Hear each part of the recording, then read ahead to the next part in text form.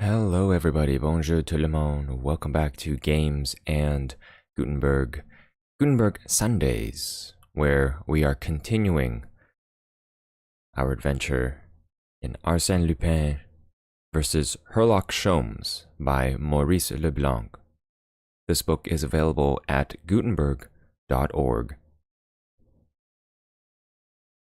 Chapter 3. Herlock Sholmes opens hostilities. What does Monsieur wish? Anything, replied Arsène Lupin, like a man who never worries over the details of a meal. Anything you like, but no meat or alcohol. The waiter walked away, disdainfully. What? Still a vegetarian?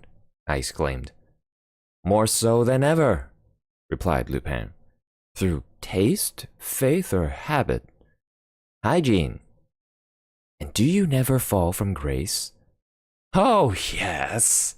When I'm dining out, and wish to avoid being considered eccentric.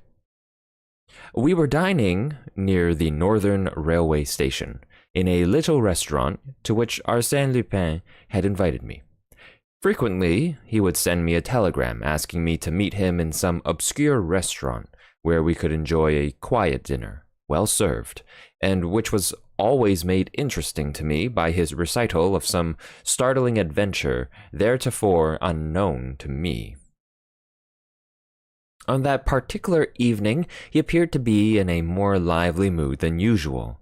He laughed and joked with careless animation, and with that delicate sarcasm that was habitual to him, a light and spontaneous sarcasm that was quite free from any tinge of malice. It was a pleasure to find him in that jovial mood, and I could not resist the desire to tell him so. Ah, yes, he exclaimed. There are days in which I find life as bright and gay as a spring morning. Then life seems to be an infinite treasure which I can never exhaust. Yet God knows I lead a careless existence. Too much so, perhaps. Ah, but I tell you, the treasure is infinite. I can spend it with a lavish hand. I can cast my youth and strength to the four winds of heaven, and it is replaced by a still younger and greater force. Besides, my life is so pleasant. If I wish to do so, I might become, what shall I say, an orator, a manufacturer, a politician. But I assure you, I shall never have such a desire. Arsène Lupin, I am. Arsène Lupin, I shall remain.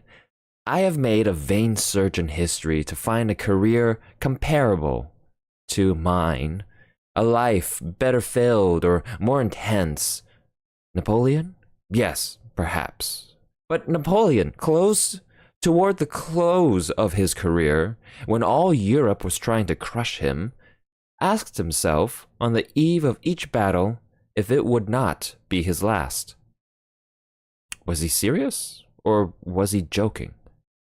He became more animated as he proceeded. That is everything. Do you understand? The danger. The continuous feeling of danger. To breathe it as you breathe the air. To sense it in every breath of wind. To detect it in every unusual sound. And in the midst of the tempest, to remain calm.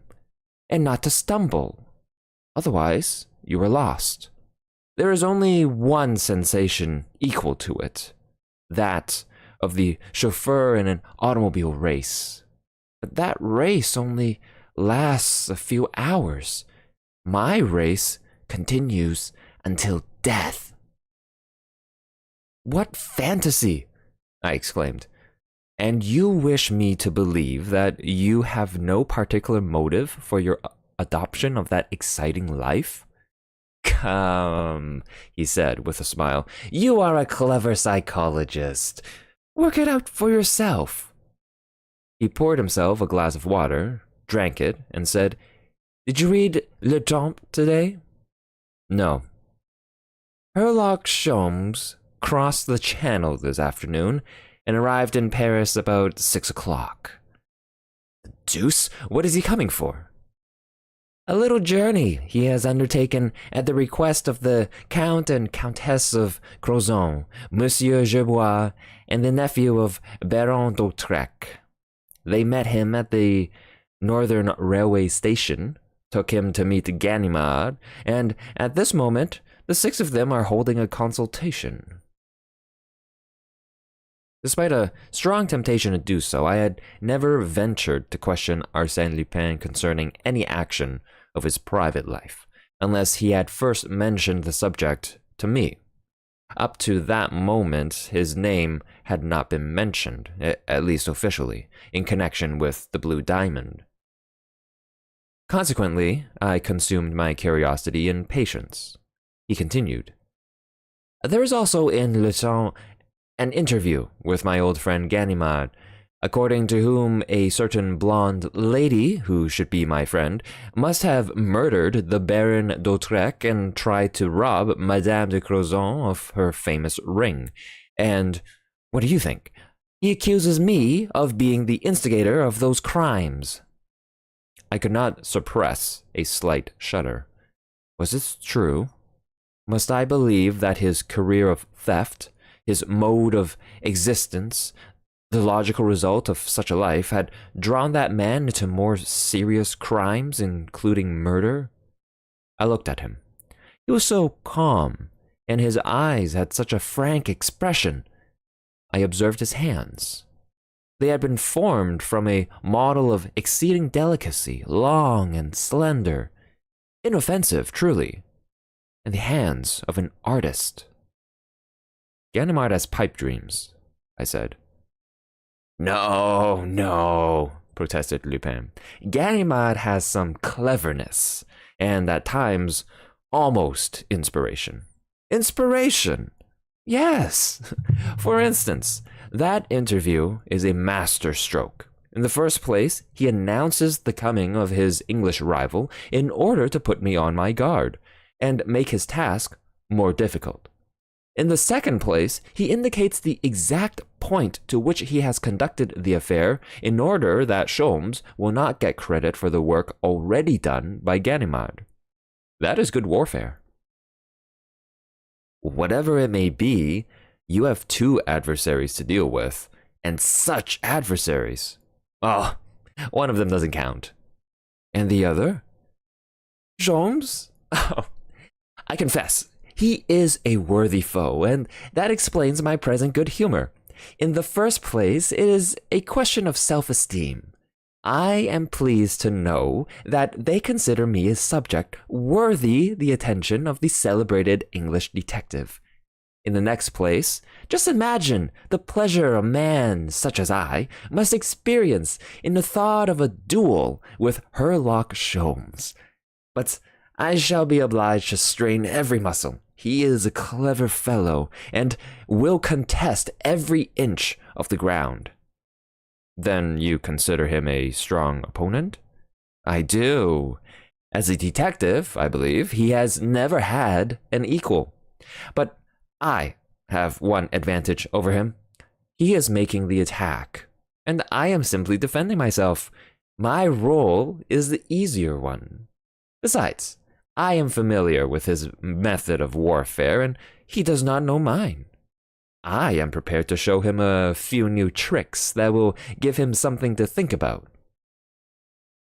He tapped the table with his fingers as he uttered the following sentences with an air of keen delight. Arsène Lupin against Herlock Sholmes. France against England. Trafalgar will be revenged at last. Ah, the rascal! He doesn't suspect that I am prepared. And a Lupin warned. He stopped suddenly, seized with a fit of coughing, and hid his face with his napkin as if something had stuck in his throat. A bit of bread? I inquired. Drink some water. No, it isn't that, he replied in a stifled voice. Then what is it?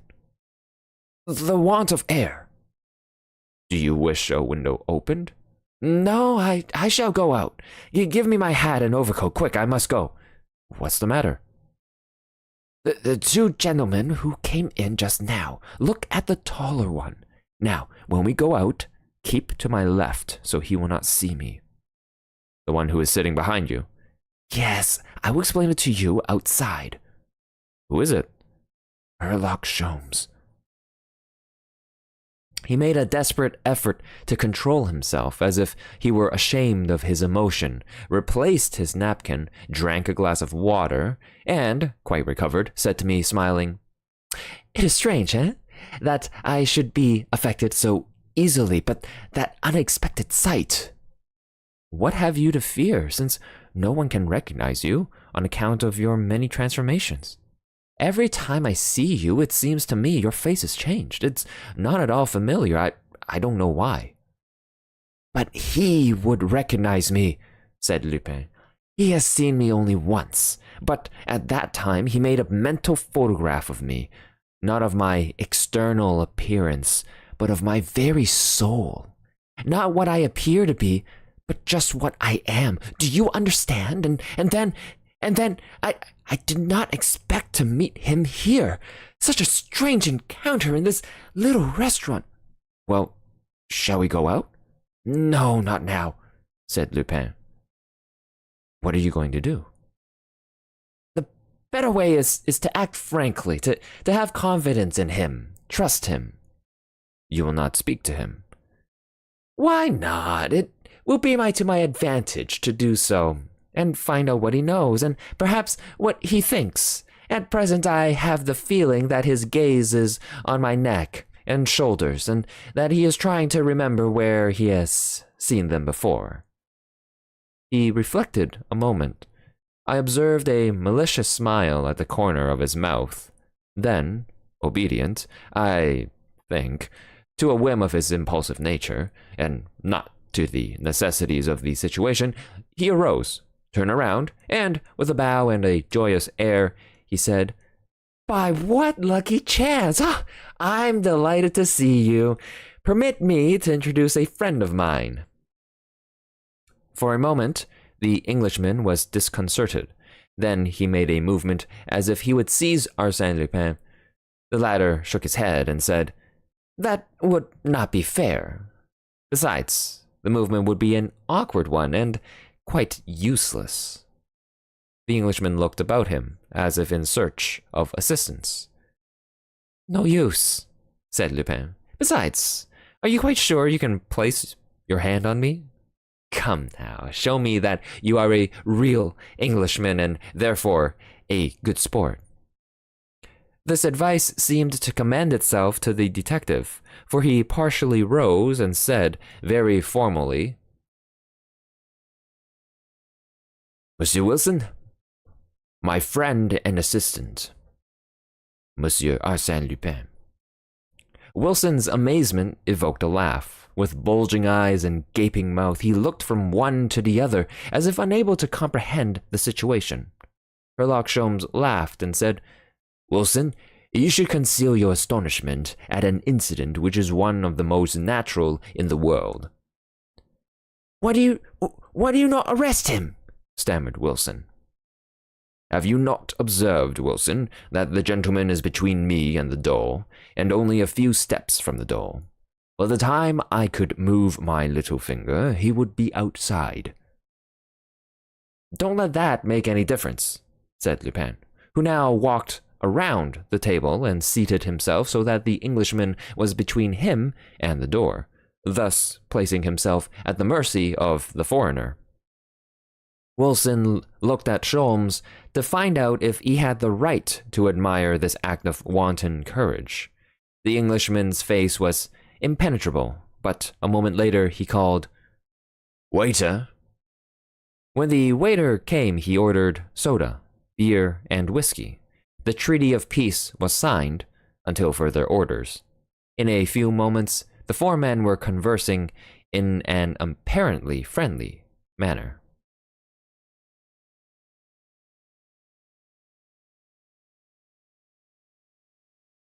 Herlock Sholmes is a man such as you might meet every day in the business world. He is about 50 years of age, and looks as if he might have passed his life in an office. adding up columns of dull figures or writing out formal statements of business accounts. There was nothing to distinguish him from the average citizen of London, except the appearance of his eyes, his terribly clean and penetrating eyes. But then he is Herlock Sholmes, which means that he is a wonderful combination of intuition, observation, clairvoyance, and ingenuity.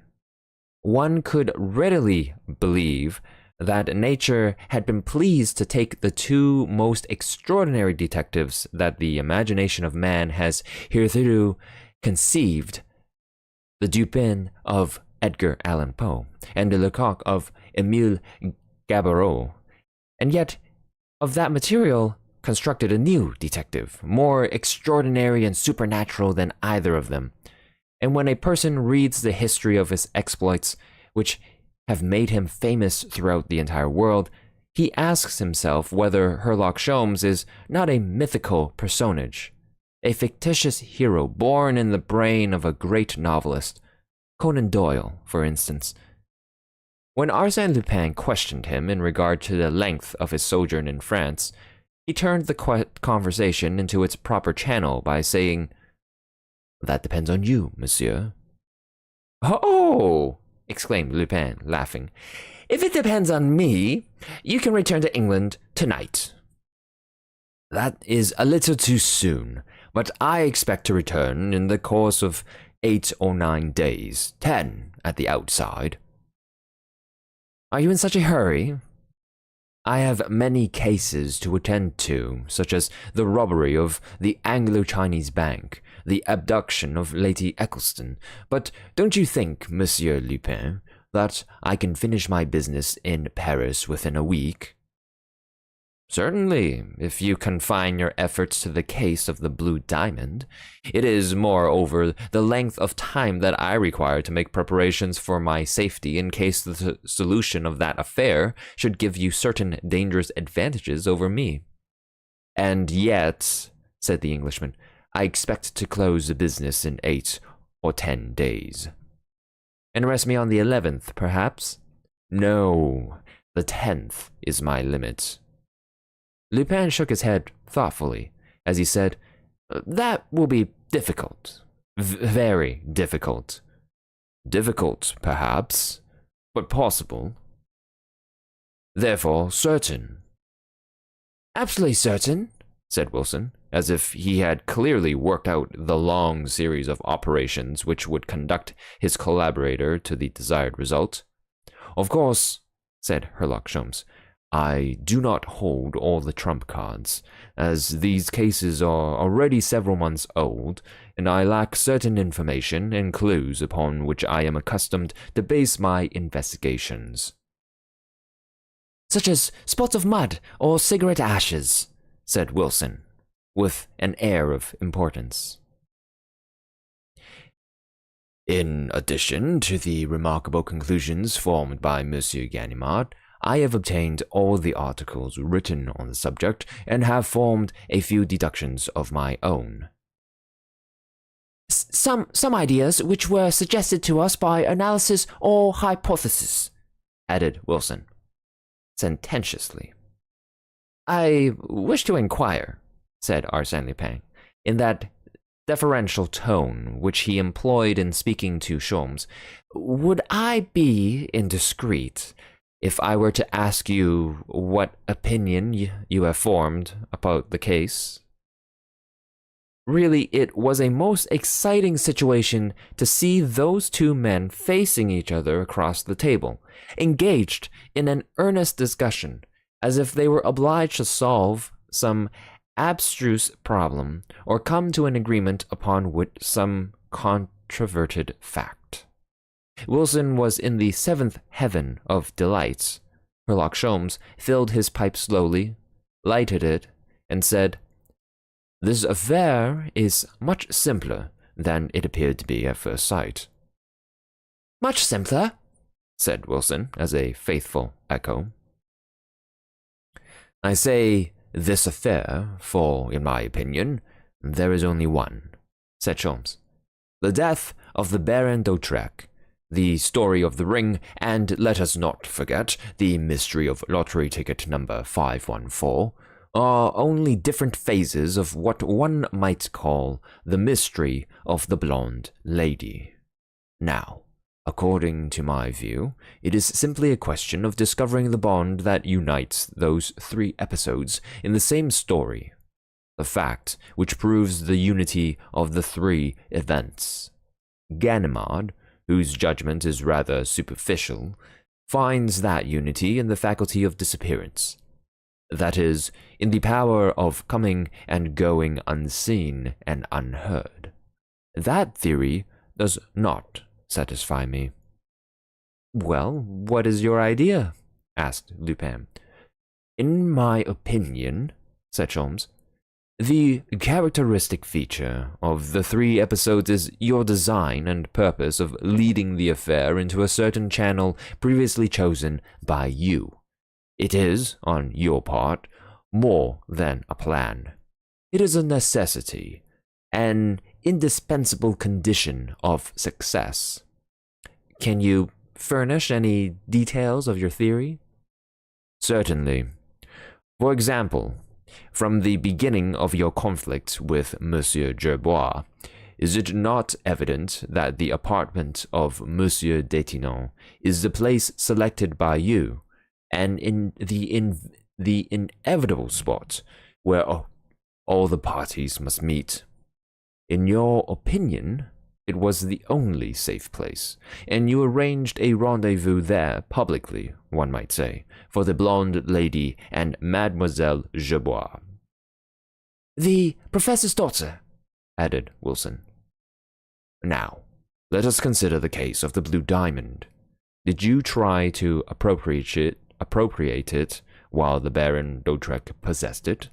No, but the Baron takes his brother's house. 6 months later, we have the intervention of Antoinette Bréhat and the first attempt.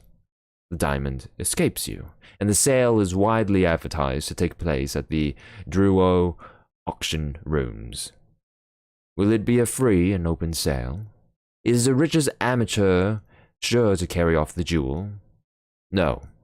Just as the banker Hirschman is on the point of buying the ring, a lady sends him a letter of warning, and it is the Countess of Crozon, prepared and influenced by the same lady, who becomes the purchaser of the diamond.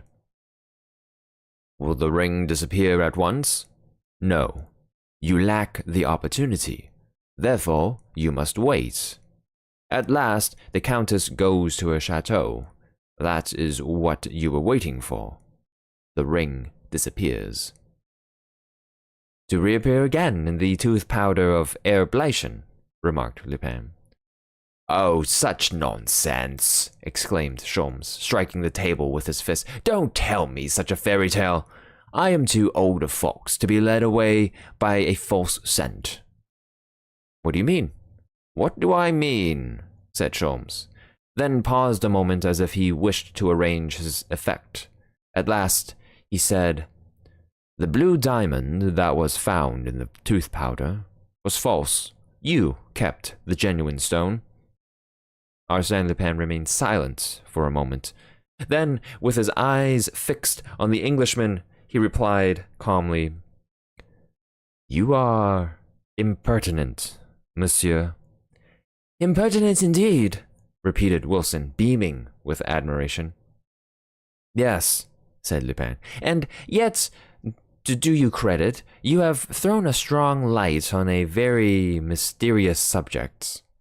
Not a magistrate, not a special reporter who has been engaged on his case, has come so near the truth. It is a marvelous display of intuition and logic. Oh, a person has simply to use his brains, said Herlock Sholmes, nattered at the homage of the expert criminal. And so few have any brains to use, replied Lupin, and now that the field of conjectures has been narrowed down and the rubbish cleared away... Well, now I Simply have to discover why the 3 episodes were enacted at 25 Rue Clapeyron, 134 Avenue Henri Martin, and within the walls of the Chateau de Crozon, and my work will be finished. What remains will be child's play. Don't you think so? Yes, I think you are right. In that case, Monsieur Lupin, am I wrong in saying that my business will be finished in 10 days? In 10 days you will know the truth. The whole truth, said Lupin. And you will be arrested? No. No? In order that I may be arrested, there must occur such a series of improbable and unexpected misfortunes that I cannot admit the possibility of such an event. We have a saying in England that the unexpected always happens. They looked at each other for a moment, calmly and fearlessly, without any display of bravado or malice. They met as equals in a contest of wit and skill, and this meeting was the formal crossing of swords, preliminary to the duel. Ah!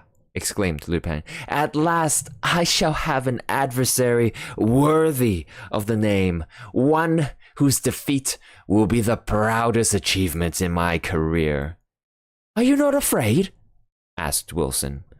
Almost, Monsieur Wilson, replied Lupin, rising from his chair, and the proof is that I am about to make a hasty retreat. Then, we will say 10 days, Monsieur Sholmes?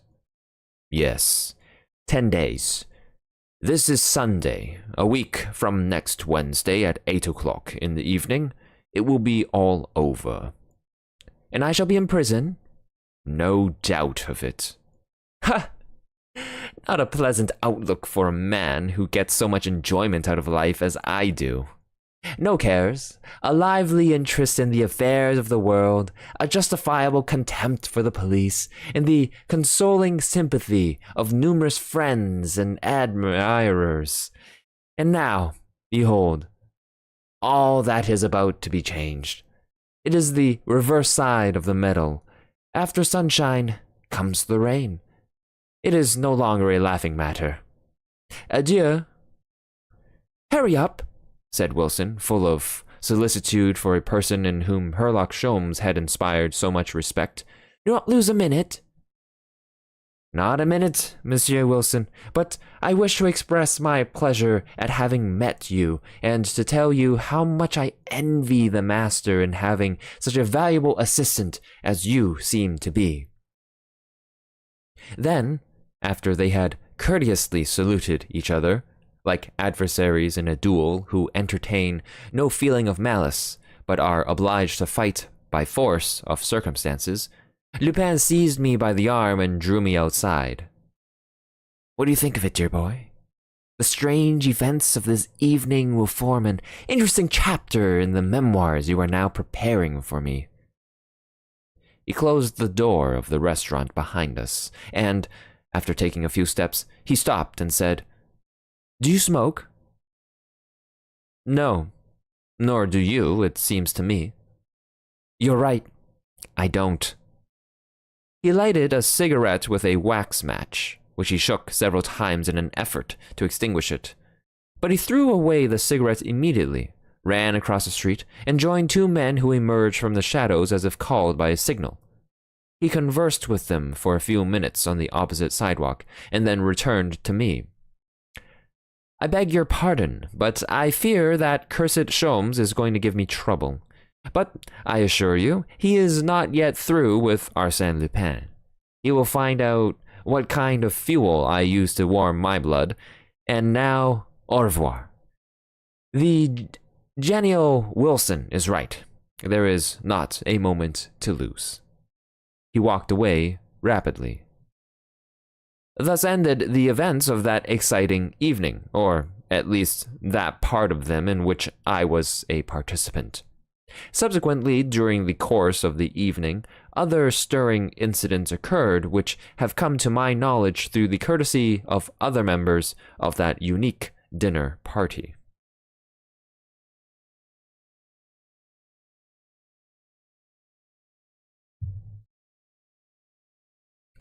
At the very moment in which Lupin left me, Herlock Sholmes rose from the table and looked at his watch. 20 minutes to 9. At 9 o'clock, I am to meet the Count and Countess at the railway station. Then we must be off, exclaimed Wilson between 2 drinks of whiskey. They left the restaurant. Wilson, don't look behind. We may be followed, and, in that case, let us act as if we did not care. Wilson, I want your opinion. Why was Lupin in that restaurant? To get something to eat, replied Wilson quickly. Wilson, I must congratulate you on the accuracy of your deduction. I couldn't have done better myself. Wilson blushed with pleasure, and Sholmes continued, to get something to eat. Very well, and after that, probably, to assure himself whether I am going to the Chateau de Crozon, as announced by Ganimard in his interview. I must go in order not to disappoint him, but in order to gain time on him, I shall not go. Ah, said Wilson, nonplussed. You, my friend, will walk down this street, take a carriage, 2, 3 carriages, return later and get the valises that we left at the station, and make for the Élysée Palace at a gallop. And when I reach the Élysée Palace, engage a room, go to sleep, and await my orders. Quite proud of the important role assigned to him, Wilson set out to perform his task. Herlock Sholmes proceeded to the railway station, bought a ticket, and repaired to the Amiens Express, in which the Count and Countess de Crozon were already installed. He bowed to them, lighted his pipe, and had a quiet smoke in the corridor. The train started. 10 minutes later, he took a seat beside the Countess and said to her, Have you the ring here, madame? Yes. Will you kindly let me see it? He took it and examined it closely. Just as I suspected. It is a manufactured diamond. A manufactured diamond? Yes, a new process which consists in submitting diamond dust to a tremendous heat until it melts, and it is then molded into a single stone. But my diamond is genuine. Yes, your diamond is, but this is not yours. Where is mine? It is held by Arsène Lupin. And this stone? Was substituted for yours and slipped into Herr Bleichen's tooth powder, where it was afterwards found. Then you think this is false? Absolutely false. The Countess was overwhelmed with surprise and grief, while her husband scrutinized the diamond with an incredulous air.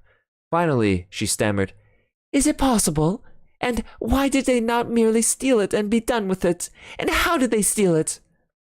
That is exactly what I am going to find out. At the Chateau de Crozon? No. I shall leave the train at Creil and return to Paris. It is there the game between me and Arsène Lupin must be played. In fact, the game has commenced already, and Lupin thinks I am on my way to the chateau. But what does it matter to you, madame? The essential thing is your diamond, is it not? Yes. Well, don't worry. I have just undertaken a much more difficult task than that. You have my promise that I will restore the true diamond to you within 10 days. The train slackened its speed. He put the false diamond in his pocket and opened the door. The Count cried out, That is the wrong side of the train. You are getting on the tracks. That is my intention. If Lupin has anyone on my track, he will lose sight of me now. Adieu. An employee protested in vain. After the departure of the train, the Englishman sought the station master's office. 40 minutes later, he leaped into a train that landed him in Paris shortly before midnight. He ran across the platform, entered the lunchroom, made his exit at another door, and jumped into a cab. Driver, Rue Clapeyron. Having reached the conclusion that he was not followed, he stopped the carriage at the end of the street, then proceeded to make a careful examination of Monsieur Detinon's house and the 2 adjoining houses. He made measurements of certain distances and entered the figures in his notebook. Driver, Avenue Henri Martin. At the corner of the avenue and the Rue de Leblanc, he dismissed the carriage, walked down the street to number 134, and performed the same operations in front of the house of the late Baron d'Hautrec and the 2 adjoining houses, measuring the width of the respective facades and calculating the depth of the little gardens that stood in front of them. The avenue was deserted, and was very dark under its 4 rows of trees, between which, at considerable intervals, a few gas lamps struggled in vain to light the deep shadows. One of them threw a dim light over a portion of the house, and Sholmes perceived the "To Let" sign posted on the gate. The neglected walks which encircled the small lawn, and the large bare windows of the vacant house. I suppose, he said to himself, the house has been unoccupied since the death of the Baron.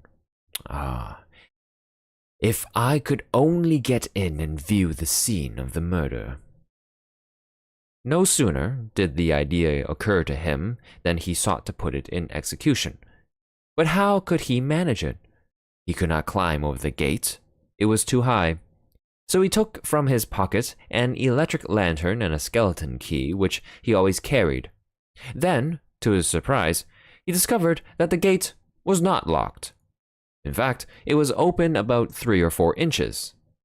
He entered the garden, and was careful to leave the gates as he had found it, partly open. But he had not taken many steps from the gate when he stopped. He had seen a light pass one of the windows on the 2nd floor. He saw the light pass from a 2nd window, and a 3rd, but he saw nothing else, except a silhouette outlined on the walls of the rooms. The light descended to the 1st floor, and for a long time wandered from room to room. Who the deuce is walking at 1 o'clock in the morning through the house in which the Baron d'Hautrec was killed? Herlock Sholmes asked himself, deeply interested. There was only one way to find out, and that was to enter the house himself. He did not hesitate, but started for the door of the house. However, at the moment when he crossed the streak of gaslight that came from the street lamp, the man must have seen him, for the light in the house was suddenly extinguished, and Herlock Sholmes did not see it again. Softly, he tried the door. It was open, also. Hearing no sound, he advanced through the hallway, encountered the foot of the stairs, and ascended to the 1st floor. Here, there was the same silence, the same darkness. He entered one of the rooms and approached the window through which came a feeble light from the outside. On looking through the window, he saw the man, who had no doubt descended by another stairway and escaped by another door. The man was threading his way through the shrubbery which bordered the wall that separated the 2 gardens. "The deuce!" exclaimed Sholmes. "He's going to escape." He hastened down the stairs and leaped over the steps in his eagerness to cut off the man's retreat. But he did not see anyone, and, owing to the darkness, it was several seconds before he was able to distinguish a bulky form moving through the shrubbery. This gave the Englishman food for reflection. Why had the man not made his escape, which he could have done so easily? Had he remained in order to watch the movements of the intruder who had disturbed him in his mysterious work? At all events, concluded Sholmes, it is not Lupin. he would be more adroit. It may be one of his men. For several minutes, Herlock Sholmes remained motionless, with his gaze fixed on the adversary who, in his turn, was watching the detective. But as that adversary had become passive, and as the Englishman was not one to consume his time in idle waiting, he examined his revolver to see if it was in good working order, removed his knife from its sheath, and walked toward the enemy with that cool effrontery and scorn of danger which he had become famous. He heard a clicking sound. It was his adversary preparing his revolver. Herlock Sholmes dashed boldly into the thicket and grappled with his foe. There was a sharp, desperate struggle, in the course of which Sholmes suspected that the man was trying to draw a knife, but the Englishman, believing his antagonist to be an accomplice of Arsène Lupin and anxious to win the first trick in the game with that redoubtable foe, fought with unusual strength and determination. He hurled his adversary to the ground, held him there with the weight of his body, and, gripping him by the throat with one hand, he used his free hand to take out his electric lantern, press the button, and throw the light over the face of his prisoner. "Wilson!" he exclaimed, in amazement. "Herlock Sholmes!" stammered a weak, stifled voice. For a long time, they remained silent. Astounded, foolish. The shriek of an automobile rent the air. A slight breeze stirred the leaves. Suddenly, Herlock Sholmes seized his friend by the shoulders and shook him violently as he cried, "What are you doing here? Tell me, what? Did I tell you to hide in the bushes and spy on me?" "Spy on you?" muttered Wilson. "Why, I didn't know it was you." "But what are you doing here? You ought to be in bed." "I was in bed." "You ought to be asleep." "I was asleep." "Well, what brought you here?" asked Sholmes. "Your letter." "My letter? I don't understand." "Yes, a messenger brought it to me at the hotel." "From me? Are you crazy?" It is true, I swear it." "Where is the letter?" Wilson handed him a sheet of paper, which he read by the light of his lantern. It was as follows. "Wilson, come at once to Avenue Henri Martin. The house is empty. Inspect the whole place and make an exact plan. Then return to hotel. Herlock Sholmes." "I was measuring the rooms," said Wilson, "when I saw a shadow in the garden. I had only one idea." "That was to seize the shadow. The idea was excellent. But remember this, Wilson, whenever you receive a letter from me, be sure it is my handwriting and not a forgery." "Ah!" exclaimed Wilson, as the truth dawned on him. "Then the letter wasn't from you?" "No." "Who sent it then?" "Arsène Lupin." "Why?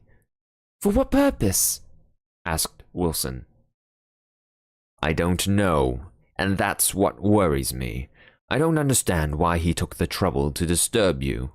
Of course, if he had sent me on such a foolish errand, I wouldn't be surprised. But what was his object in disturbing you?" "I must hurry back to the hotel." "So must I, Wilson." They arrived at the gate. Wilson, who was ahead, took hold of it and pulled. "Ah, you closed it?" he said. "No, I left it partly open." Sholmes tried the gate. Then, alarmed, he examined the lock. An oath escaped him. "Good God, it is locked! Locked with a key." He shook the gate with all his strength. Then, realizing the futility of his efforts, he dropped his arms, discouraged, and muttered in a jerky manner, "I can see it all now. It is Lupin. He foresaw that I would leave the train at Creil. and he prepared this neat little trap for me in case I should commence my investigation this evening. Moreover, he was kind enough to send me a companion to share my captivity. All done to make me lose a day, and perhaps also to teach me to mind my own business." "Do you mean to say we are prisoners?" "Exactly. Herlock Sholmes and Wilson are the prisoners of Arsène Lupin. It's a bad beginning, but he laughs best who laughs last." Wilson seized Sholmes' arm and exclaimed, Look up there, a light." A light shone through one of the windows on the first floor. Both of them ran to the house, and each ascended by the stairs he had used on coming out a short time before, and they met again at the entrance to the lighted chamber. A small piece of a candle was burning in the center of the room. Beside it, there was a basket containing a bottle, a roasted chicken, and a loaf of bread. Sholmes was greatly amused and laughed heartily. "Wonderful! We are invited to supper. It is really an enchanted place, a genuine fairyland. Come, Wilson, cheer up. This is not a funeral. It's all very funny." "Are you quite sure it is so very funny?" asked Wilson in a lugubrious tone. "Am I sure?" exclaimed Sholmes, with a gaiety that was too boisterous to be natural. "Why, to tell the truth, it's the funniest thing I ever saw.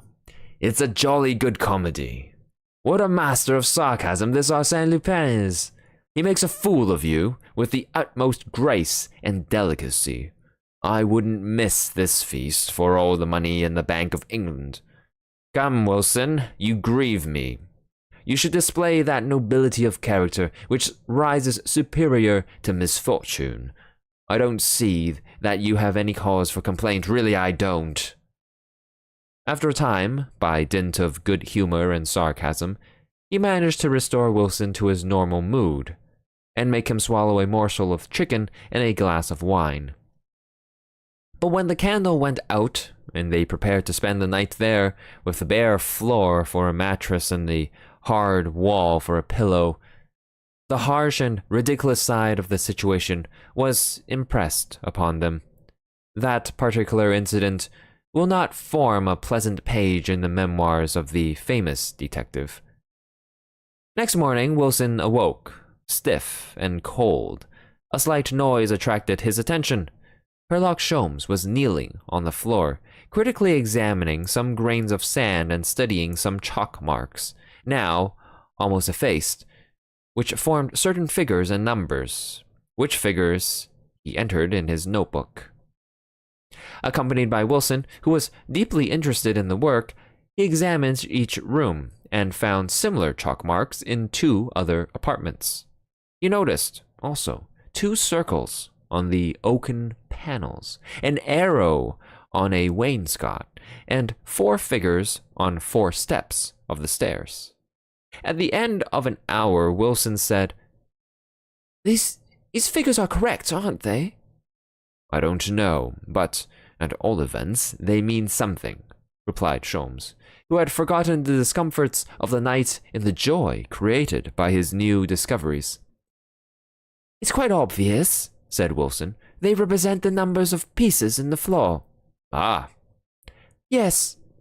And the 2 circles indicate that the panels are false, as you can readily ascertain, and the arrow points in the direction in which the panels move."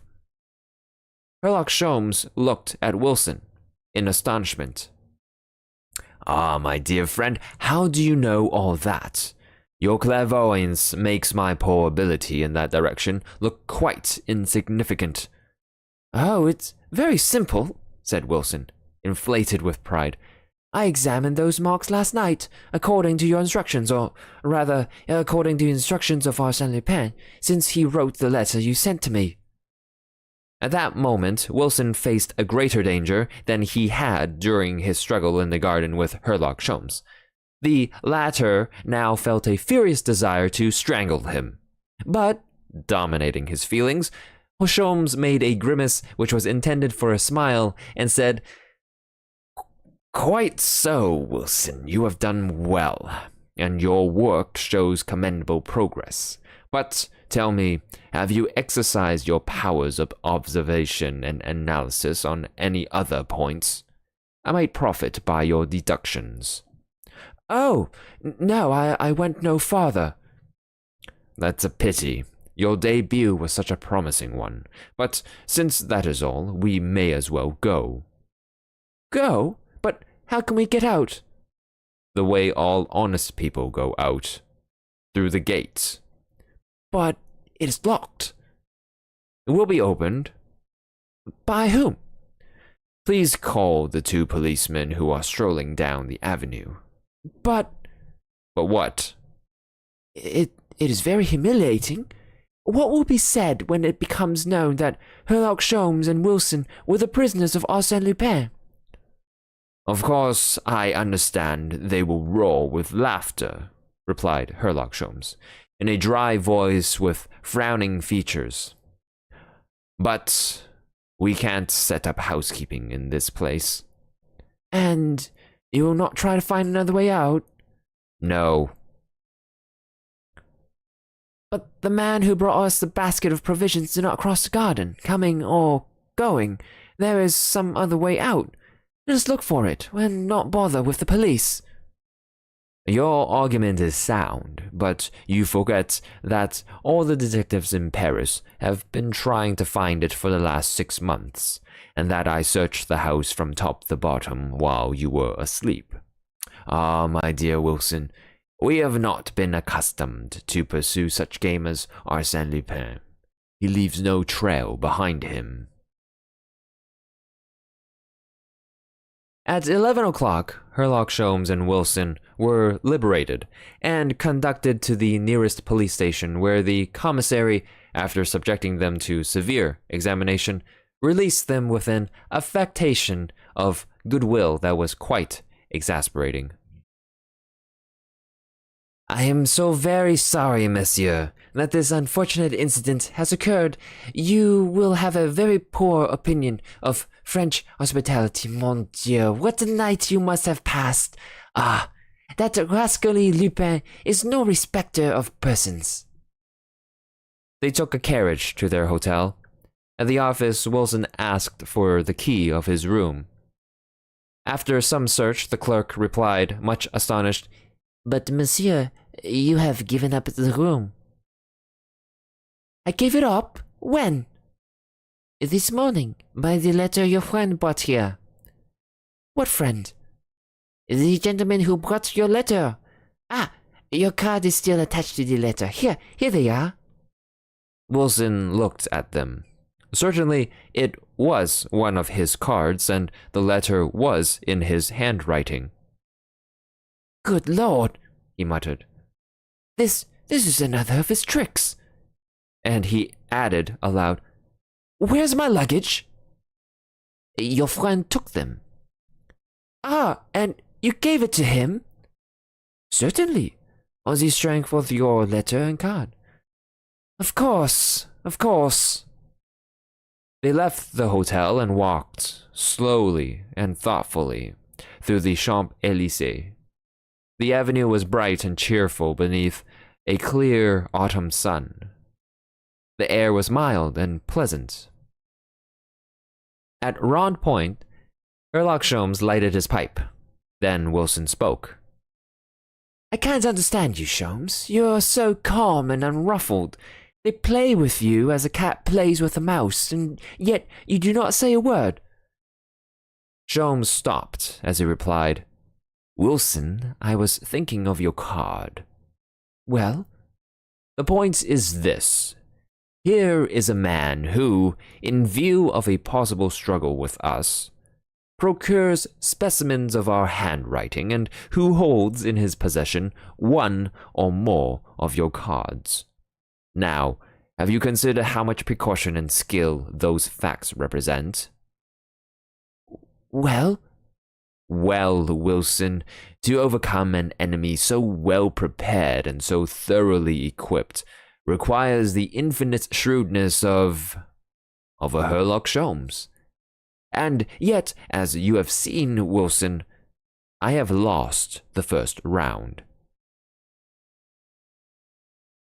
At 6 o'clock, the Echo de France published the following article in its evening edition. This morning, Monsieur Thénard, Commissary of Police in the 16th District, released Herlock Sholmes and his friend Wilson, both of whom had been locked in the house of the late Baron d'Autrec, where they spent a very pleasant night thanks to the thoughtful care and attention of Arsène Lupin. In addition to their other troubles, these gentlemen have been robbed of their valises, and, in consequence thereof, they have entered a formal complaint against Arsène Lupin. Arsène Lupin, satisfied that he has given them a mild reproof, hopes these gentlemen will not force him to resort to more stringent measures. Bah! Examined Herlock Sholmes, crushing the paper in his hands. That is only child's play. And that is the only criticism I have to make of Arsène Lupin. He plays to the gallery. There is that much of the fakir in him. Ah. Sholmes, you are a wonderful man. You have such a command over your temper. Nothing ever disturbs you. No, nothing disturbs me, replied Sholmes in a voice that trembled from rage. Besides, what's the use of losing my temper? I'm quite confident of the final result. I shall have the last word.